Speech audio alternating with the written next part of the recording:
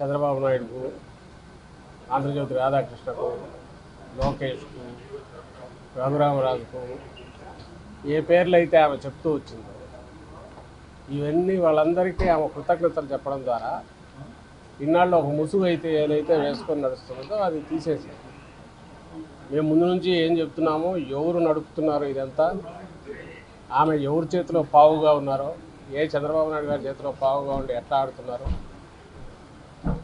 అదంతా నిజమని చెప్పి ఆమె ఈరోజు వాళ్ళకి థ్యాంక్స్ చెప్పడం ద్వారా, అలాగే జగన్మోహన్ రెడ్డి గారి మీద విషం కక్కడం ద్వారా, అవినాష్ గారి మీద జగన్మోహన్ రెడ్డి గారి మీద విషం కక్కడం ద్వారా తను ఎవరికి ప్రాతినిధ్యం వహిస్తున్నారో, ఎవరు ప్రతినిధిగా మాట్లాడుతున్నారో, ఎవరు ప్రతినిధిగా ఇన్నాళ్ళు తప్పుడు ఇవి చేసుకుంటూ కేసు బిల్డ్ చేస్తూ ప్రయత్నం చేస్తూ అదంతా ఈరోజు బయటపడి ఇంకా అంతకంటే వేరే ఆధారం ఏం కావాలి?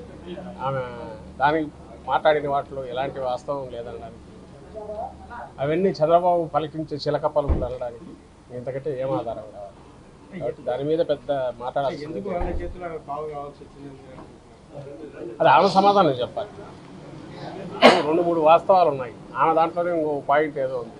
మన తండ్రి ఎమ్మెల్సీగా ఓడిపోవడానికి కారణం ఏంటి, దానికి వీళ్ళే కారణమని ఆమె ఈరోజు ఆ రోజు 2017లో ఎమ్మెల్సీ ఎలక్షన్ జరిగినప్పుడు దాదాపు 160 పైగా ఓట్లు ఎక్కువ వైఎస్ఆర్సీపీకి ఉన్నాయి.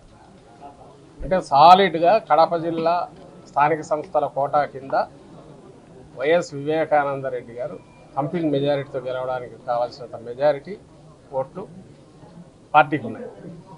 అందుకోసమే జగన్మోహన్ రెడ్డి గారు తన చిన్నాన్నను దానికి పోటీ దించారు. ఓడిపోయే సీటు చంద్రబాబు నాయుడు లాగా పెట్టలే. మా సీటు ఏదైందో దానికి తన చిన్నాన్న గారిని పెట్టారు. ఏ చిన్నాన్న గారిని? ఎవరైతే జగన్మోహన్ రెడ్డి గారి తండ్రి చనిపోయిన తర్వాత రాజశేఖర రెడ్డి గారు చనిపోగానే అటువైపు వెళ్ళి జగన్మోహన్ రెడ్డి గారిని రాజకీయంగా అంతు చూడాలని పోటీకి దిగారు వివేకానంద రెడ్డి గారు జగన్మోహన్ రెడ్డి గారి తల్లి గారి మీద, విజయమ్మ గారి మీద. ఆయనను దగ్గరికి తీసుకొని ఆయన అలాగే వచ్చి కలిసిపోయారు పార్టీలో. అన్నీ అంతకుముందు ఏమేం చేశారో అవన్నీ పొరపాటు అని గ్రహించారు, ఓపెన్గా చెప్పారు, వచ్చేశారు. అంతే ఇదిగా దగ్గరగా ఈయన తీసుకున్నారు. ఆయన అడగకుండానే ఆయన ఎమ్మెల్సీగా పోటీ పెట్టారు. ఆయన గెలిచి ఉండాలి సునాయాసంగా 160 ఓట్ల మెజారిటీతో, పైచిలకు ఓట్ల మెజారిటీ. అలాంటి వ్యక్తి మీద పోటీ చేసింది టీడీపీ నుంచి ఎవరు? ఈరోజు ఎవరైతే వీళ్ళు థ్యాంక్స్ చెప్తున్నారో ఆ ముఠాకు చెందిన బీటెక్ రవి. అతను గెలిచి తన తండ్రి ఓడిపోయినందుకు కుట్ర అంటూ పన్నితే ఎవరు పన్నిండాలి?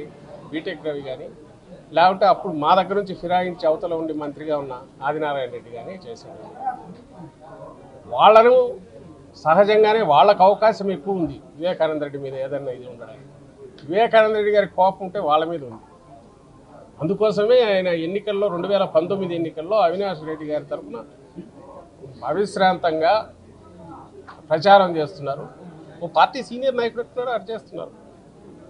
అలాంటి వ్యక్తి మీద ఎవరైతే హత్య కారణమై ఉండడానికి అవకాశం ఉందో బీటెక్ రవి కానీ, ఆ పార్టీకి చెందిన ఎవరైతే ఓడించిన చంద్రబాబు కానీ వాళ్ళకు అవకాశం ఉందో, వాళ్ళు కాదు ఇంట్లో వాళ్ళే అని ఈమె సంవత్సరం తర్వాతలో ఎప్పుడో ప్లేట్ ఫిరాయించి వాళ్లతోనే జట్టు కట్టి ఇన్నాళ్ళుగా యుద్ధం చేస్తూ ఈరోజు వాళ్ళకు థ్యాంక్స్ చెప్తూ ఓటు వేయద్దని ఒక పొలిటికల్ నినాదం కూడా తీసుకోవడంలోనే ముందు నుంచి ఎలాగ కుట్రపూరితంగా జరుగుతూ వచ్చిందో అక్కడే అర్థమవుతుంది. రెండవది, కేసు ఆ రోజు మర్డర్ జరిగింది మార్చి 15 అనుకుంటా, నాకు గుర్తుంది. తర్వాత మే 30 వరకు కూడా ఆ ప్రభుత్వమే ఉంది. ఆమె మాటల్లోనే ఉంది హత్య కేసు జనరల్గా వారం రోజుల్లో తేలిపోతుంది. మరి ఎందుకు తేల్చాలి చంద్రబాబు నాయుడు? ఈమె మిత్రుడే కదా, ఎవరికైతే థ్యాంక్స్ చెప్తుందో ఆయనే కదా ఆ రోజు అధికారంలో ఉన్నది. ఆ రోజు అధికారంలో ఉన్న చంద్రబాబు నాయుడు ప్రభుత్వము తర్వాత ఏప్రిల్ మే అంటే దాదాపు 2-2.5 నెలలు ఆ ప్రభుత్వమే ఉన్నప్పుడు ఆలోగా ఇన్వెస్టిగేషన్ పూర్తి చేసి ఎందుకు కేసును ఒక లాజికల్ ఎందుకు పుష్ చేయలేదు, కన్క్లూడ్ చేయలేకపోయింది? దానికి ఆన్సర్ ఇవ్వాల్సిన చంద్రబాబు నాయుడు, అడగాల్సింది ఆమె. తలా తోక లేకుండా తల చెడిపోయి ఏం మాట్లాడుతున్నామో తెలియకుండా మాట్లాడుతున్నది అయితే కాదు. ఈరోజు పూర్తిగా ఒక రాజకీయ కుట్రతో ఆమె అక్కడికి వెళ్ళి ఢిల్లీలో ప్రెస్ కాన్ఫరెన్స్ పెట్టారని అర్థమవుతుంది. ఎన్నికలు దగ్గరికి వస్తున్నాయి కాబట్టి చంద్రబాబు నాయుడు ఉసిగొల్పి ఇంకొకరితో ఇలాంటివి మాట్లాడించడం, ఆయన అస్త్రాలన్నీ ఒకటొకటి తీసుకొని ఏ రకంగా ఇది చేస్తున్నారు, ఇది ఒక ఉదాహరణ మాత్రమే అవుతుంది. వైసీపీ అభ్యర్థులంతా స్మగ్లర్లు గోండాలు ఉన్నారని చెప్పేసి చంద్రబాబు నాయుడు ఆరోపిస్తున్నారు. వైసీపీ అభ్యర్థులంతా కూడా స్మగ్లర్లు గోండాలు అని ఆయన జగన్మోహన్ రెడ్డి గారిని అంటున్నారు. ఆ తర్వాత వైఎస్ఆర్సీపీ మరి వాళ్ళల్లోనే బయటకు పోయిన వాళ్ళని తీసుకుంటున్నారు. మరి వాళ్ళంతా గుండాలు వాళ్ళు అయితే వాళ్ళు పోగానే బయటికి పోగానే స్వచ్ఛమైన వాళ్ళు అయినారేమో ఆయనే చెప్పాలి, లేదా జనసేనలో తీసుకుంటున్న వాళ్ళు చెప్పాలి.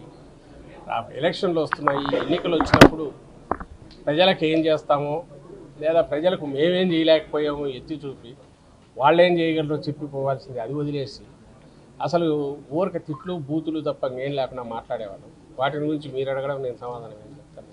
సునీత కూడా ఎన్నికల్లో పోటీ చేస్తున్న ప్రచారం వస్తుంది. మంచిదే కదా. ఇప్పుడు పొలిటికల్ సైడ్ తీసుకున్నాక ఎన్నికలకు 40-50 రోజుల ముందు ఆమె బయటకు వచ్చి ఒక స్టాండ్ తీసుకొని సిబిఐ కోర్టుల మీద అన్నిటి మీద ఇచ్చేస్తూ ఈరోజు ఎన్నికల్లో కూడా పోటీ చేయాలంటే చేయడం మంచిదే కదా. జనం డిసైడ్ చేస్తారు. ఆయన కూడా ప్రజా కోర్టులో ఉంది, కరెక్ట్, మంచిదే. కానీ నాకు తెలిసి ఎవరు ఓ హత్య గురించో జగన్మోహన్ రెడ్డి గారు కూడా తన మీద పెట్టిన తప్పుడు కేసులే చూసి నాకు ఓటు వేయండి వాళ్ళు తప్పుడు కేసులు పెట్టారని పోలే, ప్రజల ఇష్యూస్ మీద పోయాడు. చంద్రబాబు నాయుడుకి అదే అప్లై అవుతుంది. నన్ను అరెస్ట్ చేశారని ఏడ్చుకుంటూ పోయి అందువల్ల నన్ను ఎన్నికల్లో గెలిపించండి, అరెస్ట్ చేసిన వాళ్ళంతా మమ్మల్ని తగిన వాళ్ళంతా దొంగలు, మా వాళ్ళని ఎవరిని అరెస్ట్ చేయకూడదు, ఈరోజు నిన్న పట్టుకున్నారు ఒక కొడుకుని చేస్తే కూడా అదే స్టాండ్ తీసుకుంటున్నారు. అంటే ఏ చట్టము ఎలాంటివి మాకు అప్లై కాకూడదు అనుకునే బాబుతో వాటి ఆధారంగా ప్రజలు నిర్ణయం తీసుకుని వాళ్ళకు ఓటు వేయాలి, జగన్మోహన్ రెడ్డి గారికి వ్యతిరేకంగా వేయాలనే ఆగింత మాటలు ఏవైతే మాట్లాడుతున్నారో ఇలాంటి వాళ్ళంతా ఈరోజు ఈమెతో సహా, దానికి ప్రజలకు సంబంధం ఏముంది? చట్టాలు ఉన్నాయి, కోర్టులు ఉన్నాయి, తెలుసుకోవాల్సింది. జగన్మోహన్ రెడ్డి గారు ఏ రోజు ఇట్లాంటి మాటలు మాట్లాడలేదు. ఆయన ప్రజలకు ఏం చేస్తారని చెప్పారు, దాని ప్రకారమే ప్రజల్లోకి వెళ్ళారు. చంద్రబాబు నాయుడు కూడా అలాగే వెళ్ళాలి, లేదా వివేకానంద రెడ్డి కుమార్తె సునీత గారు పోయినా అలాగే పోవాలి, ఇంకొకరు పోయినా అలాగే పోవాలి.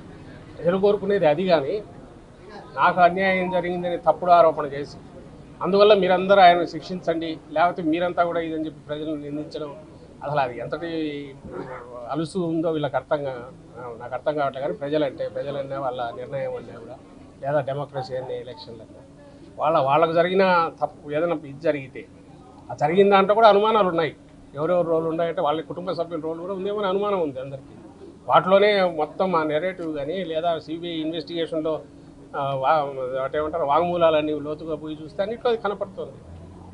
దాని నుంచి తప్పించుకోవడానికి దొంగ అన్నట్టు ఇట్లా తిప్పి కొడుతున్నారేమో అనే అనుమానం కూడా వస్తుంది. అలాంటి ఎంక్వైరీ జరిగితే అన్నిటి మీద జరగాలి.